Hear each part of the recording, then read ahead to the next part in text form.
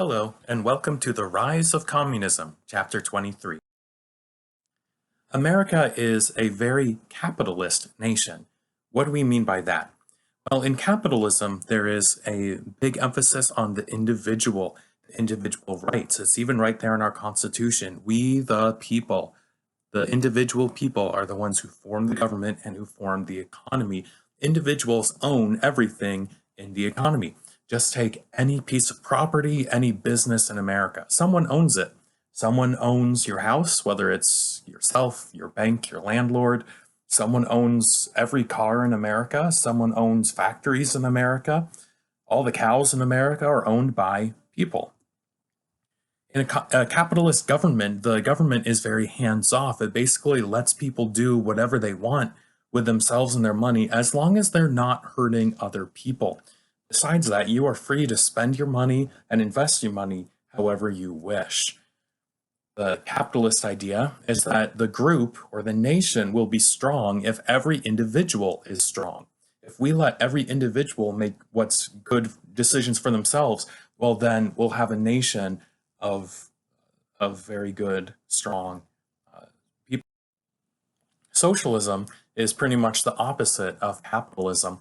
It has not an emphasis on the individual, but on the group, sometimes known as collectivism. The group owns or regulates many things, including several businesses, and the things that they don't own, they will regulate. For instance, they might not own all the businesses, but they do have strict rules as to how the businesses can act and operate. The concept is that the government fixes problems, very different from capitalism, which says that, I'm here to fix my own problems. Think of pioneers going out west when there's, a little house on the prairie. You have your family, and the closest family is 2 days' walk. If there's a problem, you have to fix it yourself. Well, socialism says the government is here to fix all of the problems. And how do they do that? Well, through heavy taxes. Fixing problems costs money, so we have to tax people heavily and then spend that money on fixing everyone's problems. And these would be problems like poverty, lack of education, lack of healthcare. Socialism only works if you redistribute wealth through taxation. You tax the rich to give to the Robin Hood style. Ebenezer Scrooge, written by Charles Dickens, was set in a very capitalist society. And there's a before and after picture of Ebenezer Scrooge. In the beginning, there's some people pointing out the problems of capitalist London. And there are problems with capitalism. Some people get left behind. There are very poor people who are hurting, they're starving, and they might even die in London in the winter. And so people are going around asking for donations for food and fuel. And Scrooge says if they would rather die, they'd better do it and decrease the surplus population. It's not my problem if my neighbor is starving or dying. And it's not the government's problem either. It's no one's problem. Just let them die. Well, of course, he learns his lesson. Jacob Marley, another capitalist, when Scrooge tells him that, oh, you are a good businessman, and that's what counts in a capitalist society, right? You're a good businessman. Marley says, mankind was my business. Charity, mercy, forbearance, and benevolence were all my business. The deals of my trade were but a drop of water in the comprehensive ocean of my business. And of course, at the end of the day, who fixes the problems? Ebenezer Scrooge does. Of course, he had created many problems in the first place. Take his own clerk, Bob Cratchit. He had paid him an unfair wage, and the government did not step in with a minimum wage to fix that problem. Nope. But Scrooge did when he grew a heart. His heart grew 3 sizes that day. Ebenezer Scrooge paid his clerk a fair wage. And what about Tiny Tim? He was dying because he was not receiving adequate medical care. So what's the capitalist solution? Should the government pay for free Medicare for all? Well, the solution in A Christmas Carol is that Ebenezer Scrooge takes care of his clerk's young boy and makes sure that he is taken care of. In capitalism, people are reliant on the mercy of strangers often. In socialism, you're reliant on the mercy of your government when you're in need. Communism is not socialism, it's extreme socialism. And socialism is not communism. There are plenty of socialists in modern day America, Bernie Sanders. I don't know if there's any prominent communists in America. So when you hear someone say, they want to have something like Obamacare, well, Obamacare is definitely socialist, but is it communist? No, not even close. Communism is extreme. Communism calls for violence. They say things like, we'll never get our plans voted in, so let's just shoot whoever opposes us and take their stuff. There are zero individual rights in communism. Only the group matters, not the people within the group. So you have no right to disagree with the government because the government represents the group. And so if you disagree with your leader, you're disagreeing with everyone else in your country and you're going to get shot. The group owns not some things, and it's not that they regulate some things. No, they own everything. The people's government owns everything. You do not own the clothes on your back or the bed you sleep in or the roof over your head under communism. The people own nothing at all. Or should I say the person owns nothing at all. The people own everything, and you are told what you may use today. So you might have shirts hanging up in your closet, but they're not yours. They're the people's shirts. And if the people need your shirts, they'll take them right off of your back. The people own everything, not the individual. There's moral relativism in communism. Relativism says there's no real truth. There's just what seems good for me for right now. So instead of an outside source of truth like God or the Bible or even your conscience, truth and goodness is only determined by the group. Whatever the group wants to do, that's what the group is going to do. And they use this to excuse all of their atrocious behaviors, the murders and imprisonments and tortures and all those things. They say, well, it's for the good of the group, therefore it's not really wrong. Going along with that is materialism. Materialism says nothing exists except for the physical world. There is no spiritual side, there's no soul, there's no God, there's no heaven or hell, there's no afterlife, there is no soul or conscience. There is just the here and now. And because of that, people are not important. If you are just a person, you're basically just an evolved monkey, and it's okay if we kill you. There's no value of human life, and there is no higher authority to tell me I'm wrong. I can do whatever I want to do, and what I want to do is shoot the rich and take all their stuff. Communism is sometimes called Marxism-Leninism, after its two major early leaders, Karl Marx and Vladimir Lenin. Karl Marx was a German, and he went to the University of Berlin as a young man in the 1830s. Guys, this was when Abraham Lincoln was a young man, a good 25 years before the Civil War in America was when Karl Marx was going to college in Berlin. Well, the University of Berlin was famous for having some very radical thinkers who were in charge of, or who wanted to be in charge of things and completely change society. As you know, during the 1800s in Europe, everyone was very angry. There were so many revolutions and there were so many problems that people looked for solutions. And some of these guys wanted pretty crazy solutions like shoot people and take their stuff. Marx was heavily influenced by a man named Hegel, who had this world system or a way of looking at the world called thesis plus antithesis equals synthesis. So thesis is something, and then it fights with its opposite. And then because of this fight, a third thing emerges that's better than either of the beginnings. So to apply this to communism and world society, you would say things like the poor people fight with the rich people, and through this class fight, we have a new type of society emerging from that that's better than either the rich or the poor because everyone shares everything. So Marx and the communists, they were definitely looking for a utopia, a paradise on earth. They believed once we shoot the rich and take all their stuff, then everyone will be happy and everyone will have their needs met and there will be no reason for bad feelings, even though we just shot a bunch of people. He believed that the only cause of fighting throughout the entire history of the world was over stuff, over money, property, land. And so his idea is, hey, if nobody owns anything, then there's nothing to fight over. I don't know about you, but I've fought with my siblings over lots of things besides just stuff. There's many things that people fight over, including religion, and other moral differences and ethical differences. It's not just money that people fight over. The theory of communism may be summed up in the single sentence abolition of private property. I want to take away everything that you own, and then no one will ever be sad. Okay, I don't know about you, but if a bunch of soldiers came to my house and said they wanted to take all my stuff, I would not be happier than before. I know money doesn't buy happiness, but neither does taking everyone else's money. Marx was radically anti-religion. He hated religion in any form, but especially Christianity growing up and living in a widely Christian society. He said religion is the opium of the masses.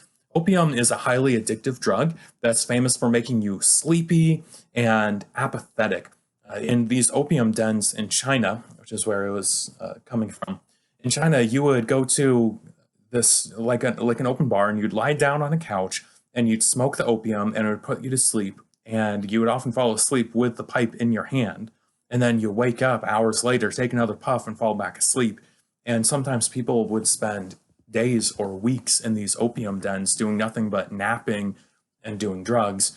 And he's saying that's what religion does to people. Religion makes you fall asleep and just become a sheeple. You're just following the crowd, doing whatever you are told by your pastor without thinking. That is, in fact, the opposite of Christianity. Christianity is the thinking person's religion. Why is the Bible so big? Why is it so long?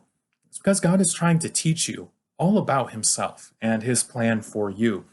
If God wanted to have an opium religion, he could have made the Bible just a couple sentences long. Do what I say. Do what your pastor says. The end. No, he gave us a lot of examples, many miracles, many proofs, and many guidelines for our life. If you are a sheeple just doing whatever your pastor says, that is very, very dangerous. Paul said, "Follow me as I follow Christ," implying that if he ever stopped following Christ, then you should stop following him. Well, how do you know if he's following Christ? Well, you have to know Christ through the Bible. In another place, Paul commended the Berean church for, after his sermon, they would go back home and read the Bible to see if these things were so. They were checking up on the Apostle Paul. That's good. They're thinking. They're not just believing everything they're told. Well, Karl Marx met up with a man named Friedrich Engels, and I believe they met in the early 1840s, but in 1848, they had perfected their new system of government, and they printed out a pamphlet called the Communist Manifesto that they printed out thousands of these copies and spread them throughout the world in many different languages: German, French, Spanish, Italian, Russian, English. Of course, the number one idea in the Communist Manifesto is abolish private property so nobody owns everything. Instead, the group owns everything. Number two, redistribute wealth through heavy taxation. Number three, have a central bank. So we will shut down all the banks because individuals don't need banks anymore. And all the money in the nation will be controlled by the government. Number four, seize all communication and transportation. So you are no longer allowed to speak out against the government. There is no freedom of speech. And you are no longer able to travel around your country or away from your country. The Berlin Wall was not built to keep bad guys out. It was built to keep their own people in. Why would you have to point a gun at all the news people? And why would you have to keep people in their homes? Well, to control them. In America, we have freedom of speech, and we are allowed to criticize our government. And when our government lies, we are allowed to point out the truth. In a communist government, you would not be able to do that. You would be shot or imprisoned if you criticize the government. There are many governments that do not allow freedom of speech today. About 10 years ago, there was a lady in Turkey who got 2 years in jail for clicking like on a Facebook post that was not very kind to her government. 2 years in jail for that. I would highly recommend watching the movie The Hunt for Red October. It's based on a book by one of my favorite authors, Tom Clancy. It has a lot of famous people in there, including Darth Vader. And it's really fun. It's all about a Russian submarine that wants to come over to America and flip sides. Very, very fun.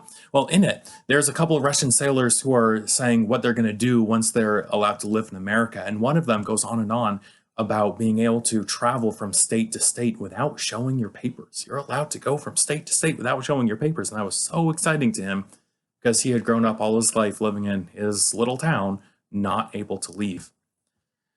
Next, the government would seize all the means of production. That is, every workplace, every job is now owned by the government.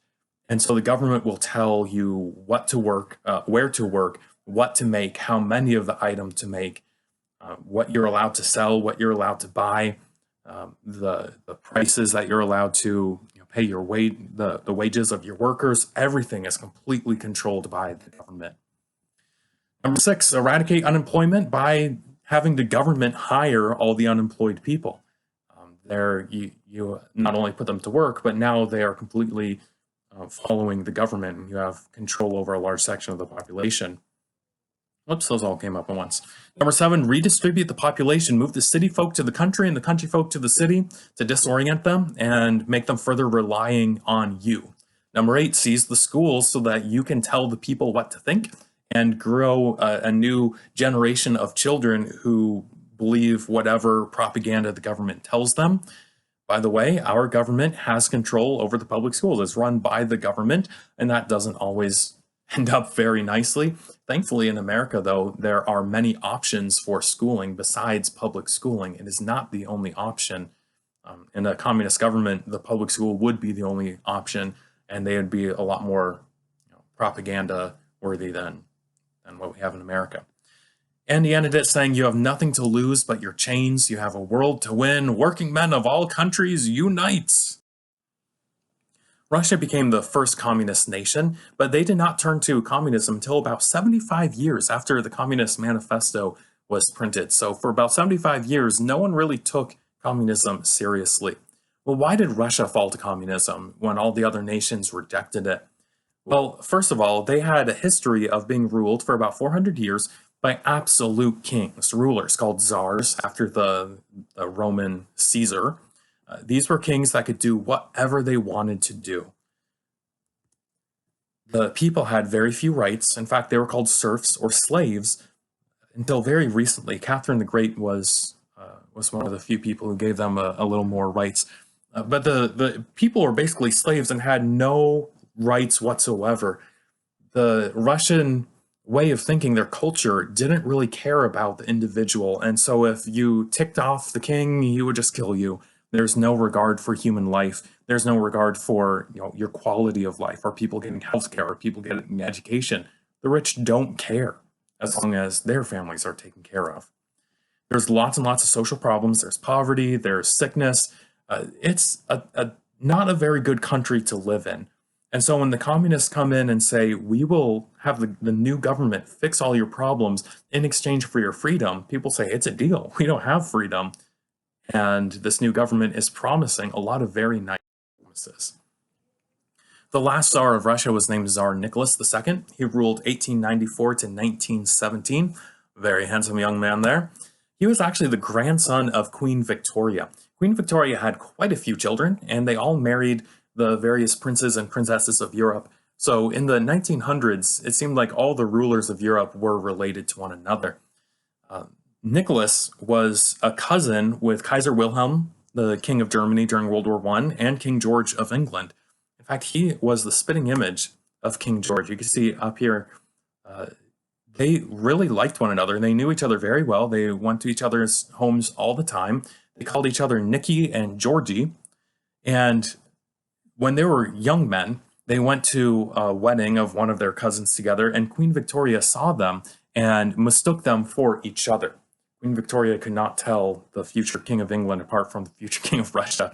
They would then prank their families and staff for many years after that by dressing in one another's official uniforms and pretending to be the other one and cause a lot of hijinks. There's Wilhelm of Germany. You could definitely see the family resemblance, but he has different facial hair, so it doesn't look so much. Yeah, when World War I broke out, these three monarchs are the ones who are supposed to be the rulers of their nations, and they actually, all three of them, like each other quite a bit. They're good friends, but their countries hate each other, and so they're forced to be on opposite sides of the war. Tsar Nicholas was very, very unpopular. He lived in absolute luxury, just opulence. He lived in these beautiful palaces. There's gold, there's jewels everywhere. While the people are starving to death, he's living like a billionaire and he's flaunting it as well. He and his family would wear literally 7 or 8 pounds of diamonds at one time, while the people are starving to death and living in mud huts. And the people do not like that very much. There's a picture of their winter palace, all gold and marble. Nicholas was an absolute ruler while most of the rest of Europe was turning to democracy with parliaments and Reichstags and things like that. The people of the rest of Europe are getting more rights, they're getting the ability to vote, and in Russia, they're not getting that. So the Russian people are getting envious of their neighbors. And unfortunately for Nicholas, there were several major fiascos while he was in charge. First one, the Russo-Japanese War.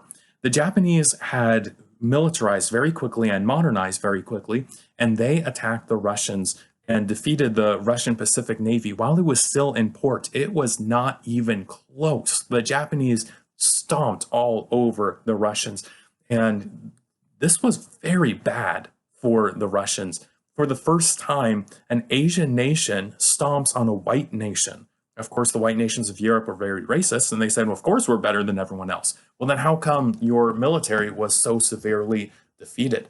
This made Nicholas look really, really bad. Fun fact, Teddy Roosevelt got the Nobel Peace Prize for negotiating an end to the war by calling ambassadors from both sides to Portsmouth, New Hampshire. And you can go and see the house where they stayed and see his Nobel Peace Prize. In 1905, the same year that the Russo-Japanese War ended, there were a bunch of protesters organized by a Russian Orthodox priest who came to St. Petersburg to protest the problems of Russia peacefully in front of the palace. And Nicholas, instead of listening to the protesters and maybe promising them some reforms, instead told his soldiers to shoot them. And you can see here a photograph of a double line of soldiers shooting into the crowd, and several hundred civilians were killed, and several hundred more were wounded. There's men, women, and children in that crowd, and they're just peacefully protesting, and they get shot at. Well, what can you do if peaceful protests don't work? Well, they're going to turn to violence. This was called Bloody Sunday. It was terrible for Nicholas, and Nicholas realized he had to change after this. There were so many riots across the nation that he started a new parliament-type organization called the Duma, where the people could vote for representatives. But the Duma had very, very little power. Just a few years later, in 1914, World War I broke out, and at first, things seem to be pretty well. There's a lot of patriotic fervor, but then they start losing against the Germans and losing badly. About 2 million Russian soldiers were killed in World War I, and they were just losing battle after battle after battle. So Nicholas went to the front lines to try to take over things personally, and things just got worse. Apparently, he was not a very good military leader. And millions of Russian young men are dying, and they're losing. And eventually people realize, we don't want to be in this war. We have nothing to gain from this war and everything to lose. This war was very bad for Nicholas's reputation. During any kind of public crisis, there's going to be shortages, and there were food and fuel shortages all across the nation. And so there's riots where people are saying, we're hungry, we want food, we want fuel for our houses for warmth. And there's all these riots in St. Petersburg, the capital, and that forced the Duma to start a new government. They at first tried to put down the riots, but all the soldiers told to shoot the rioters, in fact, joined them and started shooting whoever would not join them. And so now the military is on the side of the protesters, and the Duma says, well, we're done here. We're going to start a brand new government. They started a temporary or provisional government led by Alexander Kerensky. And the first thing that Kerensky did was politely ask Tsar Nicholas to abdicate, which he did at gunpoint. Nicholas is then held in a prison with his family for a couple of years until his entire family is shot. Remember, I told you a minute ago that they would wear all these diamonds? Well, his wife and daughters were wearing so many diamonds that several bullets ricocheted off, and it took quite a while to try to kill him, even at close range, because the diamonds are giving them some sort of protection. They're wearing breastplates made out of diamonds. It's crazy wealth. For a fun movie about this, look up Anastasia. The Disney movie Anastasia is completely inaccurate.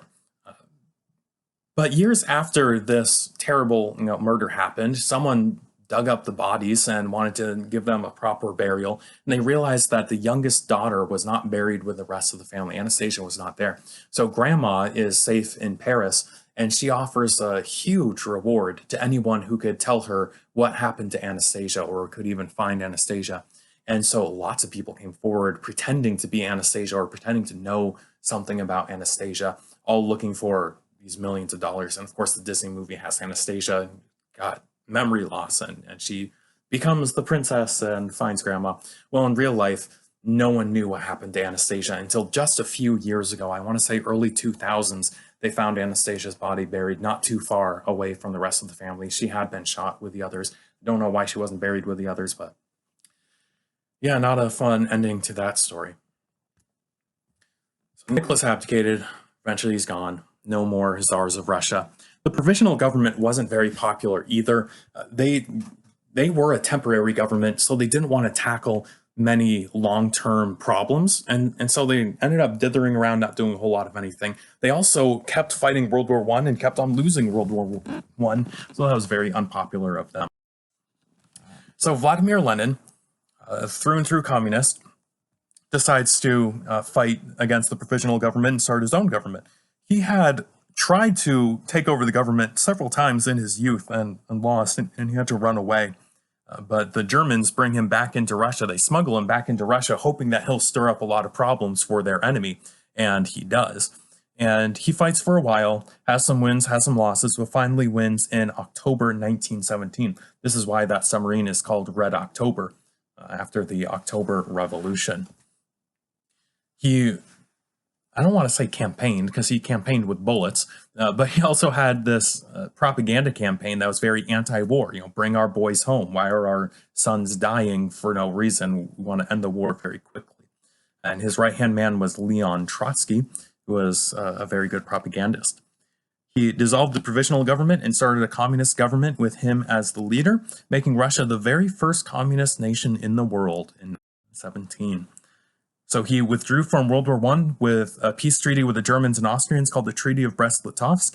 Because the Germans and Austrians were beating Russia so badly, they demanded a lot of land in exchange for peace. As you can see here, this section in blue was given to the Germans, the section in purple given to the Austro-Hungarians, and the section in green in the south is given to the Ottomans. Germany and Austria-Hungary almost doubled in size. That's how much land they took from Russia. This was terrible for Russia, but that's where the enemy armies were. That's the land that they had taken. And Lenin felt like he needed to do this to end the war. Very soon after the Treaty of Brest-Litovsk, he decided that he wanted to make sure that the people believed he was in charge. He only has a few thousand soldiers, and he had taken over the capital city, and he had told everyone he is in charge. But what if there's another coup and other soldiers from somewhere else come in and kick him off? He needs to make sure everyone knows he's the legit ruler of Russia. So he holds an election. And hardly anyone votes for the communists. Out of the, around 600 offices, he only gets about a third of them. Only a couple hundred offices go to the Communist Party. So he looks at the election, sees that the people have rejected communism, and he gets mad and says, no, I'm going to disregard this election and just rule by force. And since he knows that the majority of the people do not agree with him, he starts ruling by terror. Well, if you say you disagree with me, I'm going to shoot you. I'm going to rule by making sure everyone can't say what they want to say. He starts a secret police called the Cheka, and the secret police go around, hearing rumors, oh, so-and-so doesn't like Lenin, and they would capture people, imprison them, torture them, encourage people to spy on their neighbors and listen in on people and rat out your neighbors. And they killed thousands and thousands of people and scared the rest of the nation into submission. Unfortunately for Lenin, they killed so many people that the nation said, well, we don't want to be scared into submission. We don't want Lenin to be killing all of us. So they did start a civil war. And the civil war was led on the communist side by Leon Trotsky. He organized the Red Army. The people who were anti-communist were called the White Russians. The rest of Europe tried to help the White Russians because they realized that Lenin was a very dangerous man. But we were, finishing up World War One. There was no one in the rest of the world who was ready to start another major war. So people helped half-heartedly and, and won. And now that he's started this reign of terror, and now that he's won a civil war, no one can really stop him. His communist system absolutely ruined the economy. Remember, it started with bread riots. There's not enough food for everyone. And then he turned to a communist way of economics, which is just not good at making things. And people are having more and more problems. There's more poverty. There's shortages of everything. And so he decides, well, if communism doesn't work, let's go a little bit back to capitalism. He starts the new economic policy, which goes back a little bit to capitalism because it works. But he says it's just temporary.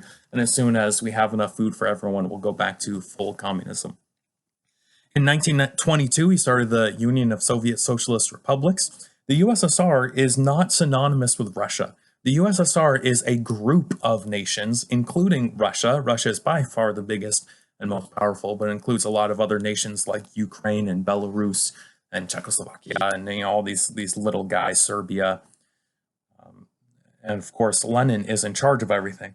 Soviet refers to like a workers' union, and so they were supposed to be the representatives of the people. But in reality, the people have no say. Lenin has complete control. Everything else is just for show. Lenin died in 1924 and was embalmed. He is behind glass in Moscow, and you can go see him. Many people do go see him even today. Kind of creepy. But because he was absolutely 100% in charge when he died, who's going to be the next leader? Well, there's a power struggle. Many people wanted to be the next leader, and there was a fight, and many people got shot. But the two front runners were Stalin and Leon Trotsky. In this picture, you have Lenin in the middle, Joseph Stalin as a young man on the left, and Leon Trotsky on the right.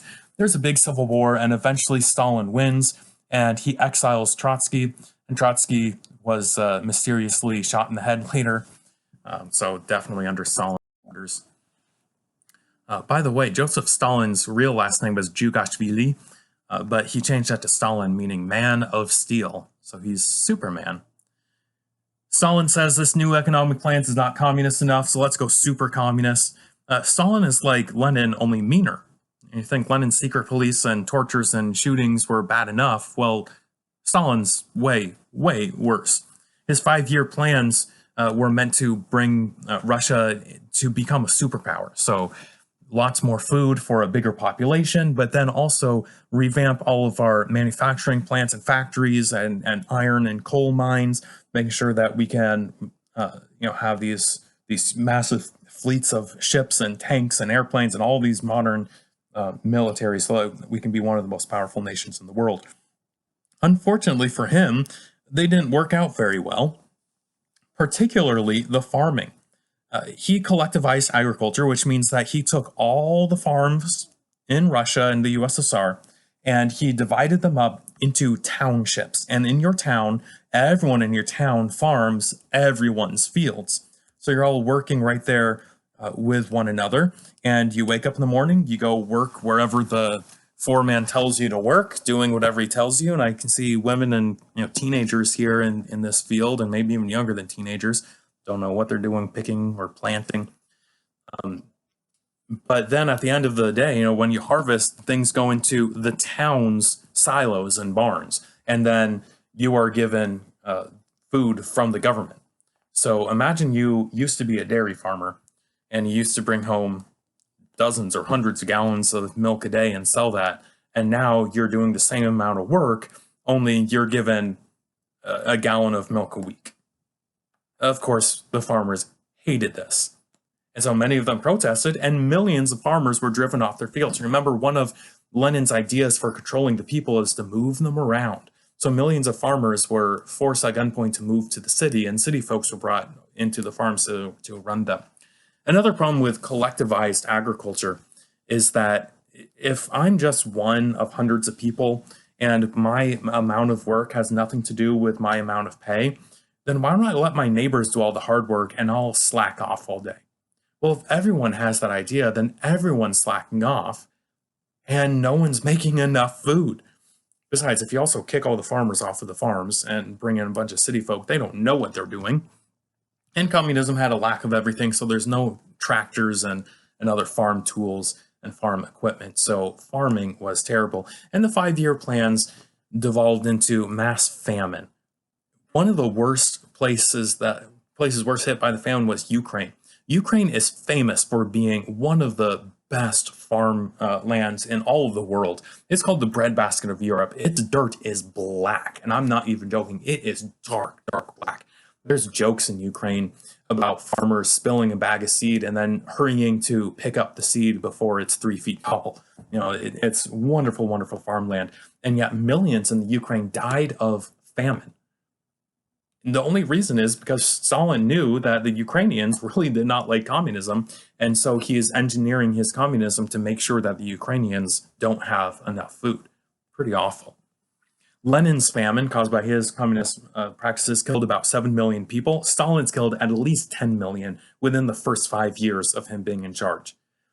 We've had some pretty bad presidents, but I don't know of any president that killed 10 million of his own people in his first term in office. So that's pretty bad.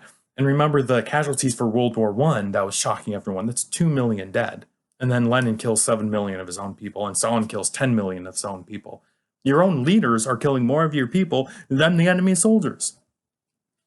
Back in less than 10 years, communism killed 9 times more people than the Germans did. That's terrible. And that should tell you, if someone in America thinks that communism is a good idea, it's really not. Stalin grew increasingly more paranoid. Remember how he got his job? He got his job by shooting anyone else who had any amount of power, like Trotsky. He got paranoid that the Communist Party was out to get him, which, I wouldn't be surprised. Everyone, gains rank by shooting their bosses. So there probably were a lot of people out to get him. But he ends up killing about 1/3 of his own followers. That's several thousand people, and then millions of other people in his purges. And he went so far as to erase their very existence. Here's a before and after picture of a young man that was an up-and-comer in the Communist Party. And Stalin not only had him killed, he had him photoshopped out of the picture long before Photoshop existed. The way that they did this was actually taking black and white and gray paint and painting the negative of the photograph and developing another photograph. So very artfully done, pretending that this guy never existed. Millions, literally millions of people are rounded up and sent off to prison camps in Siberia. Often these prison camps didn't have any walls or fences because the closest civilization would have been hundreds of miles away. And even if you do run away from the guards without getting shot, there's no way that you're going to get to civilization before you starve to death. Besides, up in Siberia, it is very, very, very cold. So if you don't have any kind of shelter, it's not likely that you'll survive. In Fiddler on the Roof, there's a young man who joins the communist revolution, and he's sent off to Siberia, and his wife goes off and joins him. Millions of people were arrested, were tortured, imprisoned, shot, and I'm guessing that most of these people were not trying to fight against Stalin, but it doesn't matter. If he suspects you, you're dead. And Stalin's just getting started. We're not really going into a lot of detail about Stalin just yet, but we will during World War II. Russia turned to communism, and things got really terrible really fast.